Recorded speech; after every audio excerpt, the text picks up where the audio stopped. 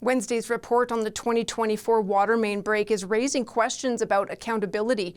The report said the city first identified a problem with the pipe in 2004. A former city engineer told CBC News maintenance work often took a back seat to other projects. You're properly listened to by your boss, who discounts about 10 or 20% of what you say, and he's listened to by his boss, who discounts another 20%. And if there's 4 levels in between you and getting the approval to spend money, half of your concerns may be deprecated.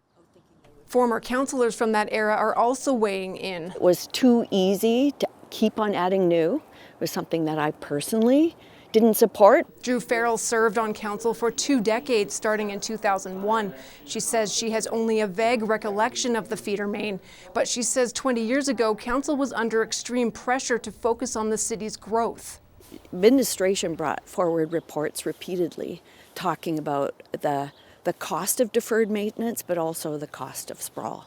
And councils made the decisions that they did. This week's report says there were gaps in information council received. A former councillor says learning about those gaps is frustrating, but urban sprawl was in the spotlight. Now Brian Pincott wonders whether having that knowledge would have changed anything. It is the role of council to have as complete a picture as possible to make the best decisions possible.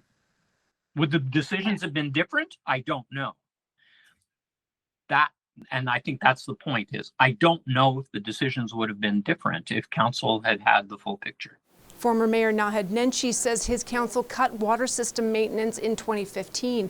It was done in favor of new development, something he says now was a mistake. You know, of course I take responsibility in whatever errors were made. I can't say this was all administration's fault, because your job as the board, if you like, as city council, is to make sure that you are asking all the right questions and digging deeply in all the right ways.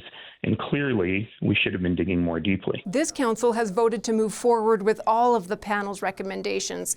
That includes creating a dedicated water utility department. Terri, Trembath, CBC News, Calgary.